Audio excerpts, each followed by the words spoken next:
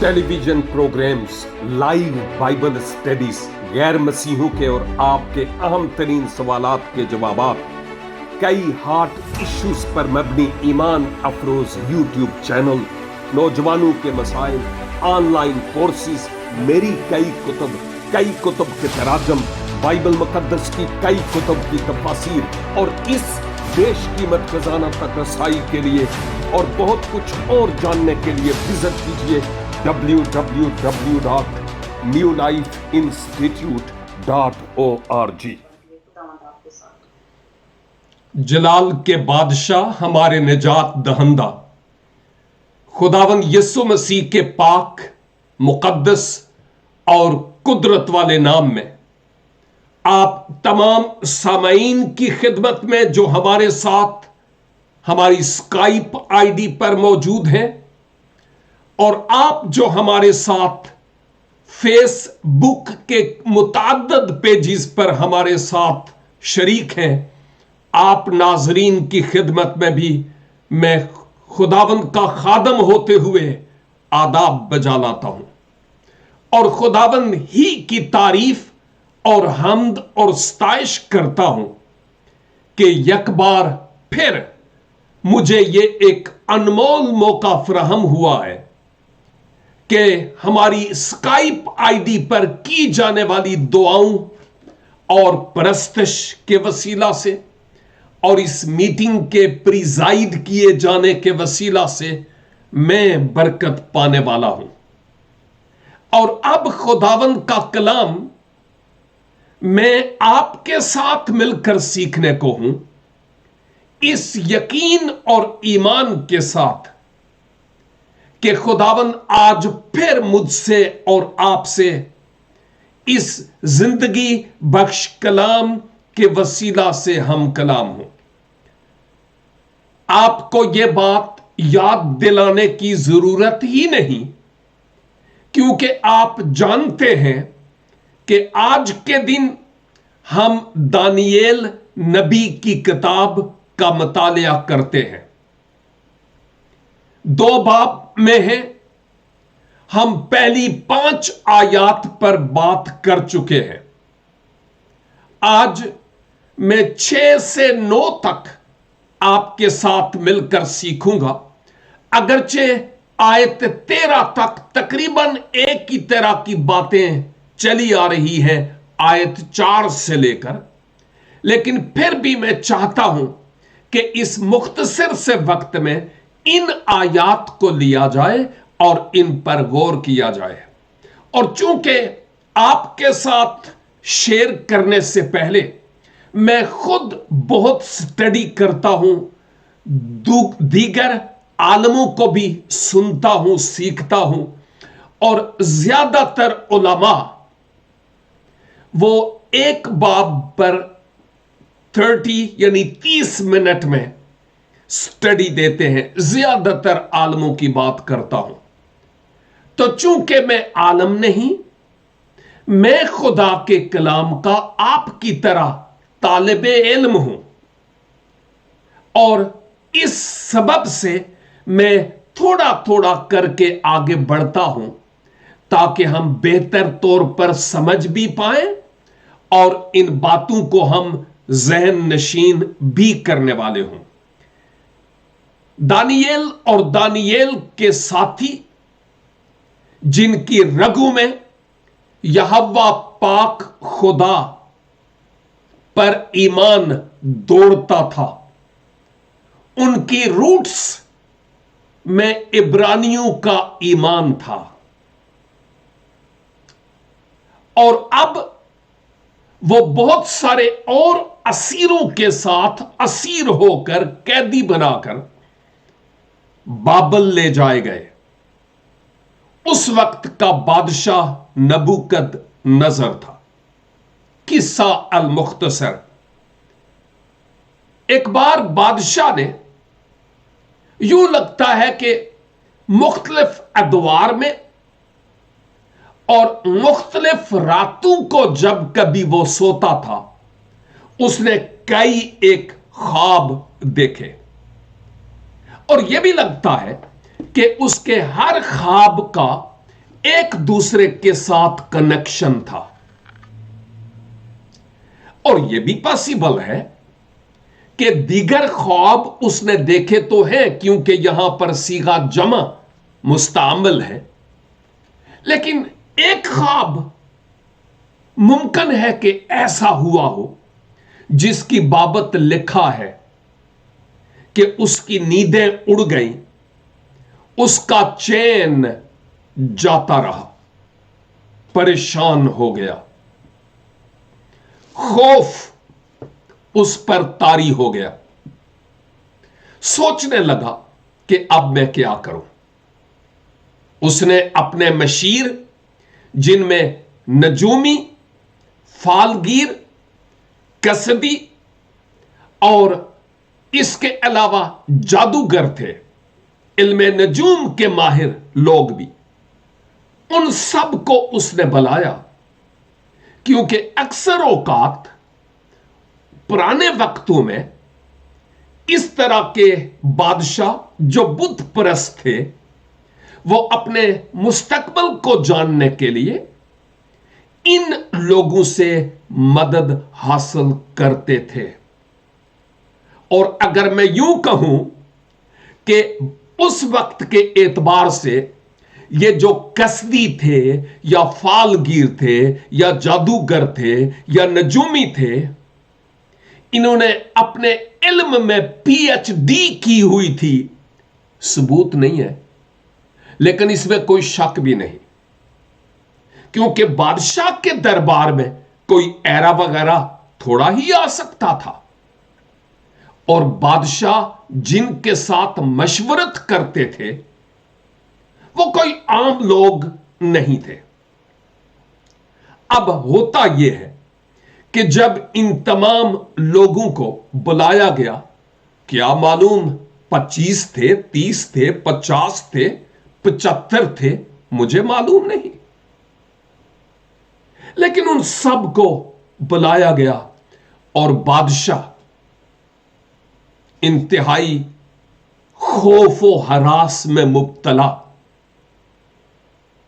उनके सामने आता है और उनको कहता है, भाई बात यह है, मैंने तुम्हें इसलिए यहां पर बुलाया है कि मैंने ख्वाब देखा और भूल गया हूं कि ख्वाब क्या है। अब आप चूंकि इस बात के दावेदार हैं कि हम मुस्तकबिल के बारे में बहुत कुछ जानते हैं और बताते भी हैं, अब आपकी जिम्मेदारी यह है कि ना सिर्फ मुझे ख्वाब की ताबीर बताओगे कि यह ख्वाब कहता क्या है और यह कैसा ख्वाब है, बल्कि तुम्हें वो ख्वाब यानी सपना भी बताना होगा कि मैंने क्या ख्वाब देखा है। कसदी और नजूमी, फालगीर और जादूगर जो गोया अपने मुवक्किलों से काम लेते थे, उनके हक में बादशाह ने कहा, अगर तुम मुझे मेरा ख्वाब और ख्वाब की ताबीर नहीं बताओगे तो तुम्हें टुकड़े टुकड़े कर दिया जाएगा और तुम्हारे घर मजबला में, कूड़े में तब्दील हो जाएंगे, कुछ भी पीछे नहीं बचेगा। और नबूकदनेस्सर की बाबत इससे पहले भी मैं बात कर चुका हूं कि वो बहुत जालिम बादशाह था, जो करना है भले कोई भी क्यों ना हो ये कर देता था। अब जब मैं आपके साथ मिलकर इन आयात पर गौर करता हूं, खुसूसी तौर पर आयत 6 से, तो सुनिएगा कि अब बादशाह को वो कसदी, फालगीर, नजूमी और जादूगर क्या कहते हैं।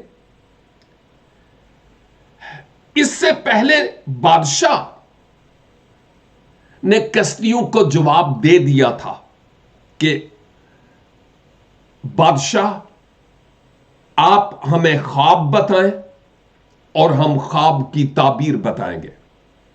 लेकिन अब यहां पर बादशाह ने कहा, नो, मैं पहले ही ऑर्डर दे चुका हूं, नहीं ख्वाब बताओगे तो तुम्हारा काम तमाम कर दिया जाएगा।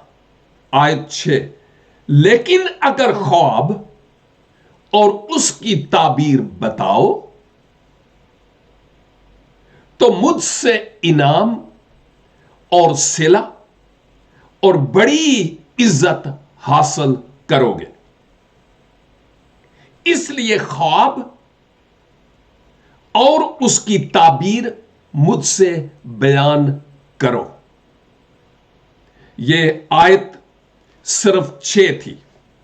तो बादशाह ने क्या कहा जी, कि मैं जो कहना था कह चुका हूं, अब अगर आप मुझे ख्वाब और ख्वाब की ताबीर बताओगे तो मैं तुम्हें बड़े इनाम व इकराम से नवाजूंगा, बहुत कुछ तुम्हें दूंगा। अब देखिए, 2 बातें यहां पर मुझे नजर आती हैं। ख्वाब नहीं बताओगे तो तुम्हें टुकड़े टुकड़े कर दिया जाएगा। और अगर ख्वाब बताओगे और उसकी ताबीर तो तुम्हें सिला मिलेगा, अजर मिलेगा, बख्शीश तुम्हें मिलेगी, इनाम मिलेगा। यूं लगता है कि एक तरफ खौफ की नंगी तलवार उनके सरों पर लटक रही थी और दूसरी तरफ बादशाह से वो इनाम व इकराम, अजर और सिला जिसका बादशाह ने उनसे वादा किया था, अब लगता है कि वो उसके भी मुंतजर थे। और ये दोनों बातें, एक तरफ खौफ और दूसरी तरफ बादशाह की फेवर, यानी तरफदारी, बादशाह का एहसान, बादशाह की मेहरबानी, ये दोनों बातें साथ साथ थीं। ख्वाब बताओगे तो इनाम, मसला हल हो गया। लेकिन अगर ख्वाब नहीं बताओगे तो तुम्हारी जानू को खतरा है। और यह भी याद करने की जरूरत है कि जो बादशाह इनाम और अजर देने का ऐलान करे, वो कोई थोड़ी बख्शीश, थोड़ा इनाम, थोड़ा सिला, थोड़ा अजर होता हुआ होगा। नो, अगर हम अपने चाहने वालों को उनकी किसी भी तरह की कोई पार्टी हो, शुक्रगुजारी की इबादत हो, अगर लेने देने का मौका हो, तो हम उनको ज्यादा से ज्यादा देना पसंद करते हैं क्योंकि उनकी खुशी है। तो बादशाह अपनी खुशी के वक्त जब वो खुश हो, ओ कितना कुछ अपने लोगों को देता हुआ होगा, हम सिर्फ सोच सकते हैं। इसकी एक झलक, वैसे तो हम उस आयत पर जाएंगे तो बात करेंगे ही, लेकिन 2 बाब, दानियल 2 बाब और उसकी 48 आयत में हम देखेंगे। 2 बाब की 48 आयत, यहां पर लिखा है, तब बादशाह ने दानियेल को सरफराज किया और उसे बहुत से बड़े बड़े तोहफे अता किए और उसको बाबल के तमाम सूबा पर फरमान रवाई बख्शी हाकम बना दिया और बाबल के तमाम हकीमों पर, यानी जो समझदार ऐसे लोग थे जिनका हमने जिक्र किया, उन पर हुक्मरानी अनायत की कि तुम उन पर हुक्मरान होगा। यह है वो सिला, यह है वो अजर, यह है वो बख्शिश कि जब बादशाह की फेवर हासिल हो तो फिर बादशाह क्या कुछ करता है। और एक और आयत 5 बाब, मैं दानियेल 5 बाब और उसकी 29 आयत की बात करता हूं। 5:29 लिखा है यहां पर,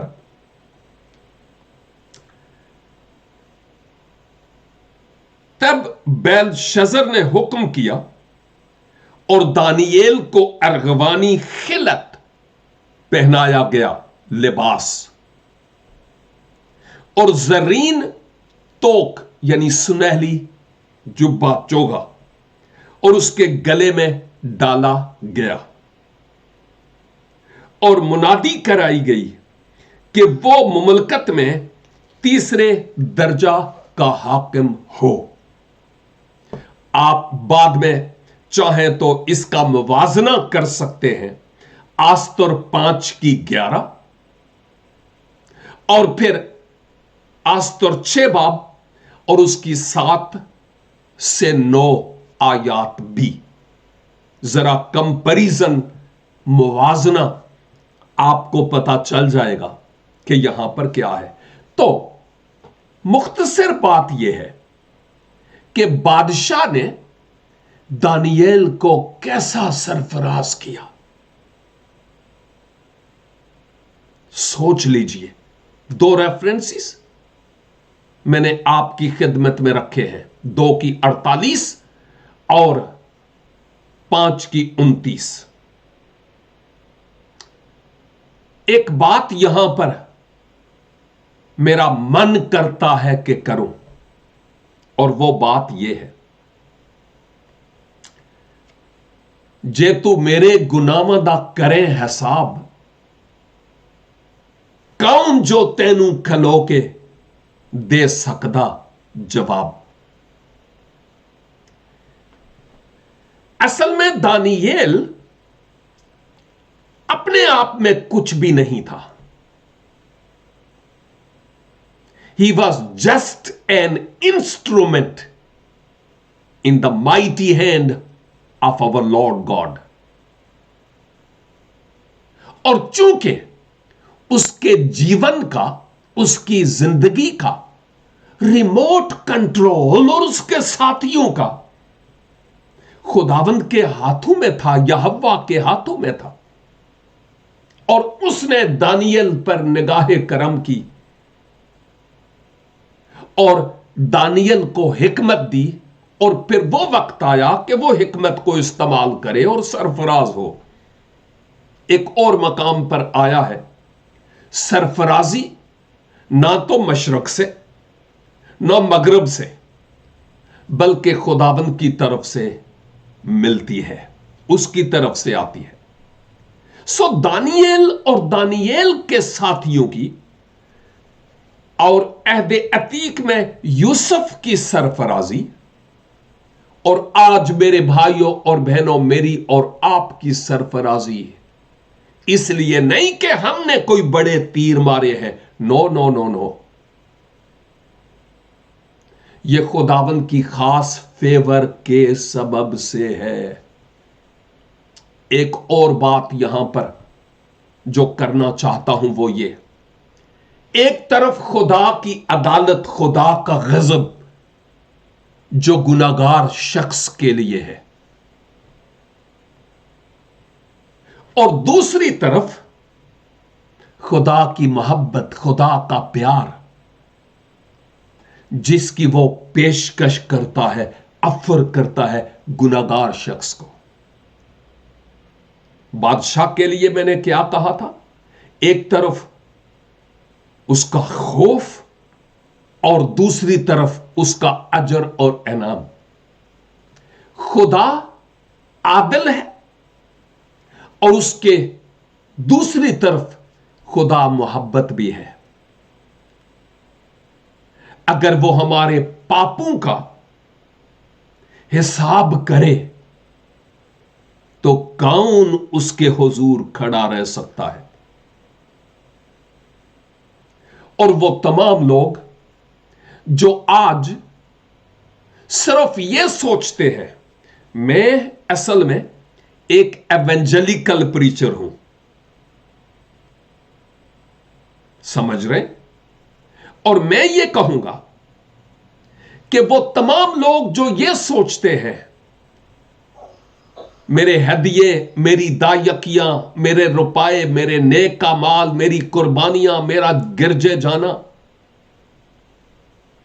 ये मेरी निजात का सबब होंगे, मैं नेक काम करूं वगैरह वगैरह वगैरह वगैरह वगैरह। इवन क्रिश्चियनिटी में आज बहुत सारे लोग ऐसा ही सोचते हैं।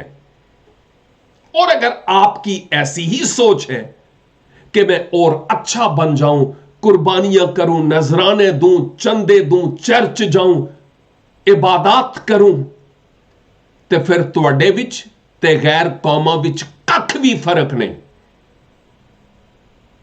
क्योंकि गैर कौमें भी ऐसे ही सोचती है। तो फिर मसीही होने का फायदा क्या हुआ है भाई? यह जरा सोचने की बात है ना। देखिए, हम जो नेक आमाल और रास्तबाजी के काम करते हैं वो इसलिए नहीं कि ये हमारी निजात के जामिन है, नो एंड नेवर। चूंकि हम निजात पा चुके हैं, मुनज्जिए आलमीन मसीह खुदावंद को शख्सी तौर पर कबूल कर चुके हैं, हो उसका एहसान हमें याद आता है और हमारे दिल के अंदर तहरीक पैदा होती है कि हम खुदावंद के नाम को आंच ना आने दें। हम इसलिए ये रास्तबाजी के काम करते हैं जो हमारे रूह का फल है। और अगर हम सिर्फ नेक अमाल की बाबत सोचते हैं लेकिन खुदावंद यीशु मसीह बीच में नहीं, तो हम जीरो हैं, जीरो।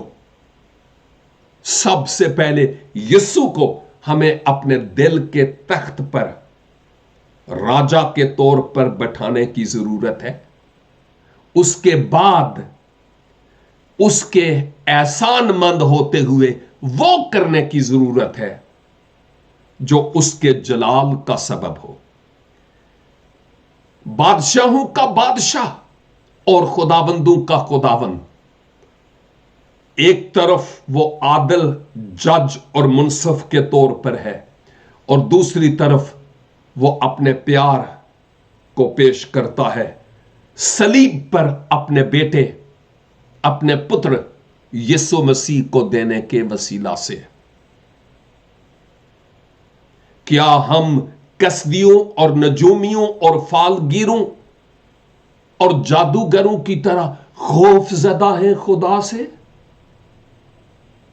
या हम उसको प्रेमी पिता कहते हुए कि वो प्यार करने वाला बाप है, हम उसकी इस मोहब्बत की पेशकश को जो खुदावंद यीशु मसीह में है उसको कबूल कर लेते हैं और फिर उसकी मर्जी से जीवन बसर करते हैं? ये वो बातें हैं जो मेरे लिए और आपके लिए गौर तलब है।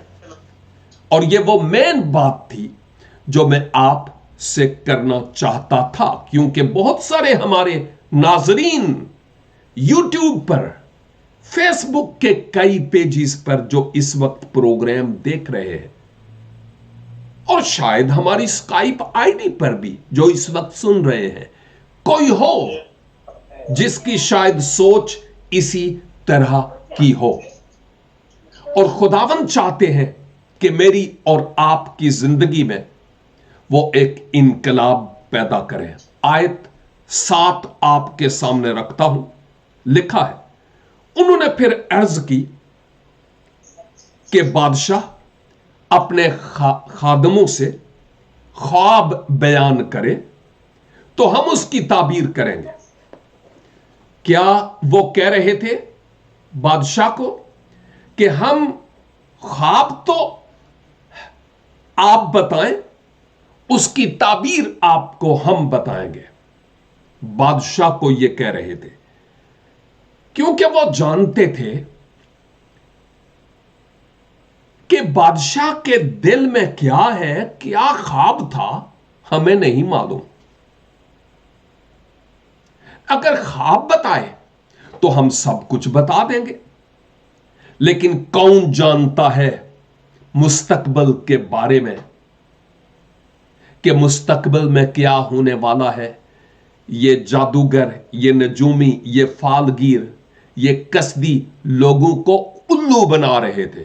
الو بنانا سمجھ رہے ہیں نا؟ بے وقوف بنا رہے تھے.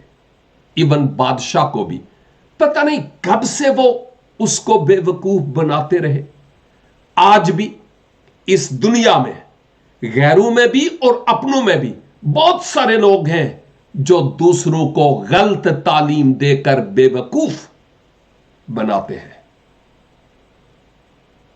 کہیں ایسے بے وقوفوں کی بے وقوفی کے شکار ہو کر بے وقوف نہیں بننا. سمجھنے کی ضرورت ہے کہ کلام خدا کیا کہتا ہے.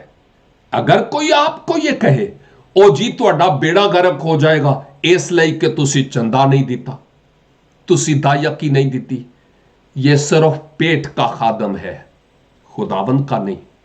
ایک آیت اور پڑھنے کا من کرتا ہے روح القدس کی تحریک سے. یہ آیت میرے لیے اور آپ کے لیے بڑی معنی خیز آیت ہے. یسایہ نبی کا صحیفہ انبیاء اکبر میں سے اس کا 46 باب 46 ازایہ 46 اور اس کی 9 آیت آج آپ کے سامنے رکھتا ہوں. یہاں پر یوں لکھا ہے، پہلی باتوں کو جو قدیم سے ہے یاد کرو کہ میں خدا ہوں اور کوئی دوسرا نہیں. میں خدا ہوں اور مجھ سا کوئی نہیں جو ابتدا سے انجام کی خبر دیتا ہے، اور ایام قدیم سے وہ باتیں جو اب تک وقوع میں نہیں آئیں بتاتا ہوں، اور کہتا ہوں کہ میری مصلحت قائم رہے گی اور میں اپنی مرضی پوری کروں گا. کون بولتا ہے؟ خدا یہوہ. اور وہ کیا کہتا ہے؟ میں ہی ہوں، میرے علاوہ کوئی اور یہوہ، کوئی اور خدا نہیں ہے. اور وہ کیا کہتا ہے؟ میں ابتدا کے بارے میں بھی اور انتہا کے بارے میں، قدیم اور نئی تمام باتوں کی بابت جانتا ہوں. ہے کوئی اور جو اس طرح کا دعویٰ کرنے والا ہو؟ نان، کوئی بھی نہیں، اس کی مانند کوئی نہیں. اسی لیے میں کہتا تھا کہ یہ جو پی ایچ ڈی کسبی تھے ایک لحاظ سے وہ بادشاہ کو بے وقوف بنا رہے تھے. آیت 8 بادشاہ نے جواب دیا، میں خوب جانتا ہوں کہ تم ٹالنا چاہتے ہو، کیونکہ تم جانتے ہو کہ میں حکم دے چکا ہوں. تم ٹالنا چاہتے ہو یعنی مہلت چاہتے ہو اور اس وقت سے فائدہ اٹھانا چاہتے ہو. تم نہیں چاہتے کہ جو میں نے حکم دیا میں اس کو پورا کروں. اور وہ حکم یہ ہے، اگر تم میرا خواب اور خواب کی تعبیر نہیں بتاؤ گے تو تمہارے گلے پر خنجر ہوگا. یہاں پر یہ بات نہیں لکھی، لیکن کہنے کا مطلب یہی ہے کہ میں تمہارا کام تمام کر دوں گا، قتل کر دیے جائیں گے. اور ہم بعد میں دیکھیں گے کہ یوں لگتا ہے کہ ایون یہ جو قتل کا کام تھا اب اس کا آغاز بھی ہو چکا تھا، یعنی ان آیات میں نہیں، ہم بعد میں ذرا دیکھیں گے تو ہمیں پتہ چلے گا، لیکن آیت 9 میں بادشاہ پھر ان سے کہتا ہے لیکن اگر تم مجھ کو خواب نہ بتاؤ گے تو تمہارے لیے ایک ہی حکم ہے، کیونکہ تم نے جھوٹ اور ہیلا کی باتیں بنائی تاکہ میرے حضور بیان کرو کہ وقت ٹل جائے. You are going to buy my time. پس خواب بتاؤ تو میں جانوں کہ تم اس کی تعبیر بھی بیان کر سکتے ہو.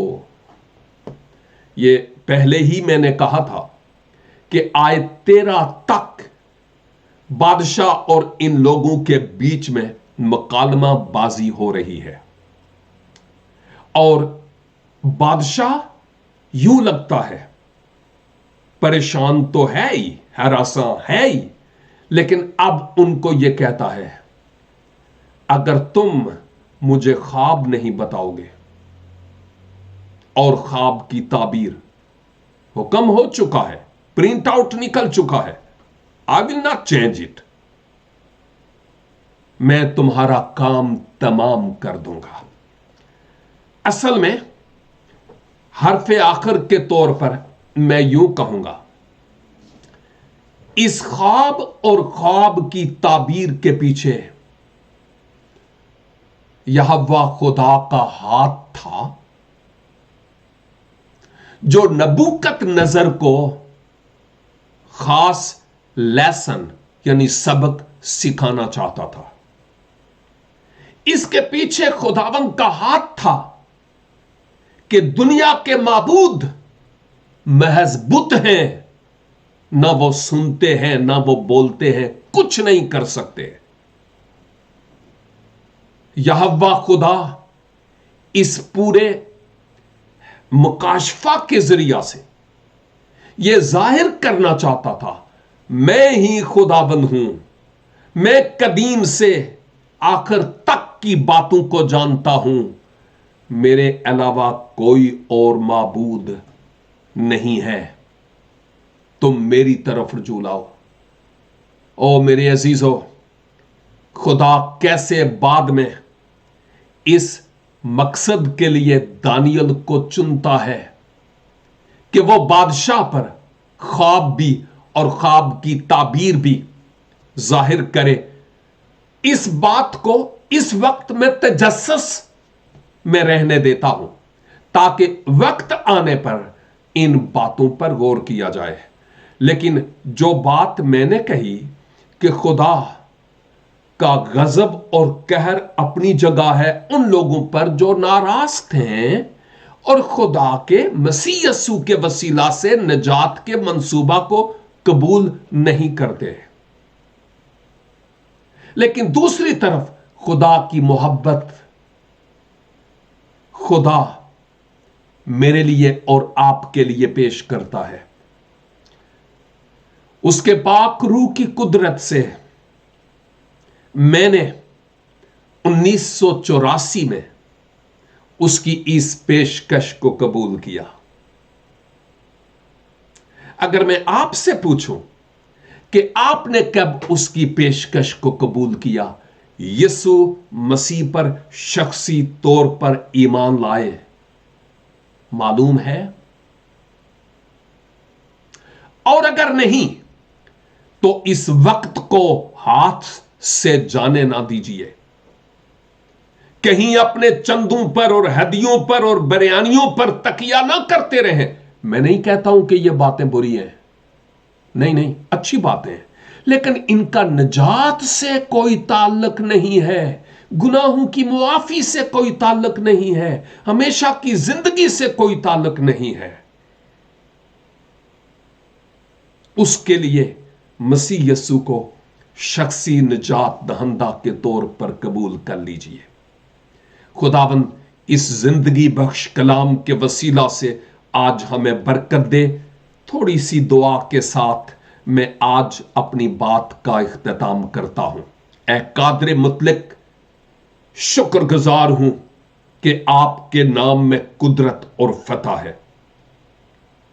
राज और भेद और मकाशफात की बातों को सिर्फ आप ही जानते हैं।